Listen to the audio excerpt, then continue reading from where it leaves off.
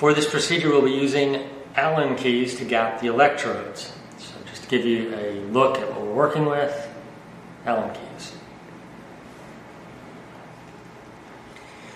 So you may have replaced the ionization electrode right here, or maybe just serviced it, but either way you want to check that it's properly gapped. So using an Allen key, we can simply slide against the ionization rod and the flame body. Similarly, here are your ignition electrodes. We use the correct Allen key to check proper gap there as well.